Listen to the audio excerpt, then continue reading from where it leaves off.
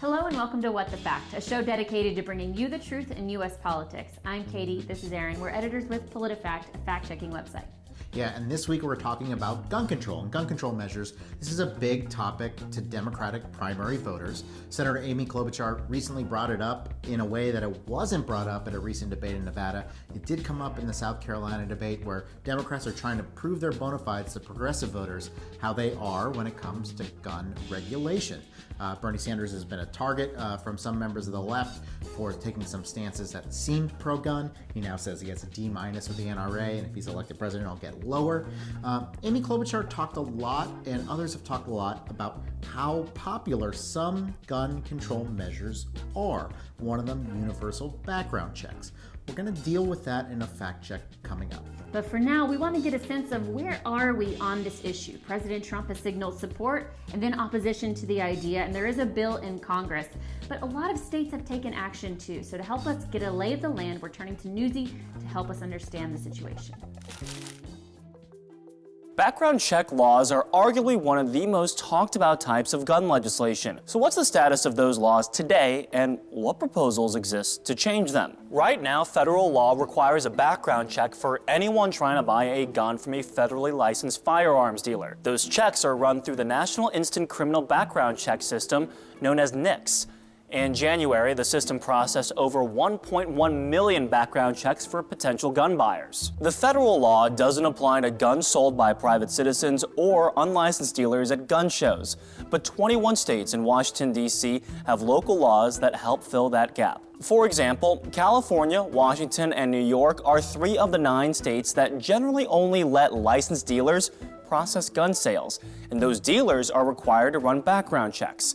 In Hawaii, Illinois, and Massachusetts, people have to get a permit before buying a gun, and getting that permit requires a background check. In February 2019, the Democratic-led House passed 2 major gun control measures.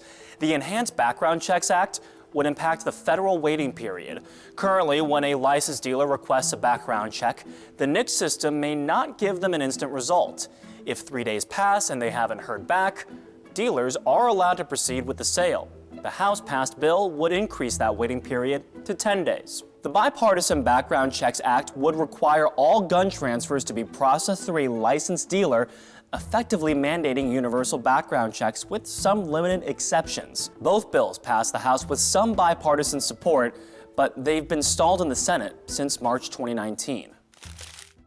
Okay, so Katie, that's where things stand today. Now, Amy Klobuchar recently made comments talking about support for universal background checks, singling out 2 potential voting blocs, people who supported Donald Trump and hunters, groups you might think would oppose gun regulations.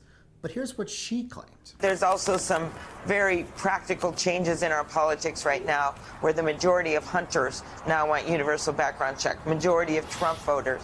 There's absolutely no reason we shouldn't be moving on it. All right, Katie, so one of the things we do a lot at PolitiFact is look at polling data to see if politicians are making claims that are backed up by the math, by the interviews.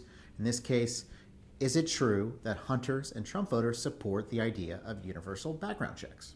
We rated Klobuchar's claim true. There is some support for this idea that when Trump voters are asked about gun background checks, and hunters as well, they are more supportive than not.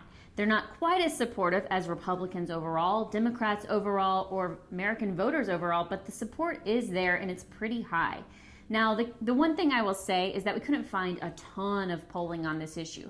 But for Trump voters, we did find 2 nationally respected polls that were conducted in the summer of 2019. It's pretty recent.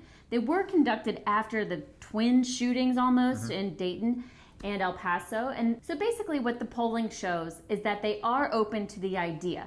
They weren't asked about a specific measure, but they are open to the idea. As for hunters, the polling is even more limited and it's actually a bit older. We found a poll going back to 2013 of hunters on this issue, and we did find majority support once again to the idea, 77%. Now, there's a bit of a caveat with that because these hunters were also very open to the idea of exempting certain kinds of private gun purchases, especially between family members. Yeah, so I think the thing here that probably we need to kind of crystallize is there's a lot of support for this issue, but it's not happening in Congress. And why is that? Well, really, is it an issue that people are going to the ballot box or going on election day to vote for? And I think the people who are kind of opposing these restrictions are betting not, and largely, right now, they've been correct. Now, there's groups out there like the Parkland group, like the group that's being supported by Michael Bloomberg, who are trying to change that, but we'll see if it really matters when it comes to issue voting in November. You can see all our fact checks at PolitiFact.com, and until next week, I'm Aaron, this is Katie. Take care.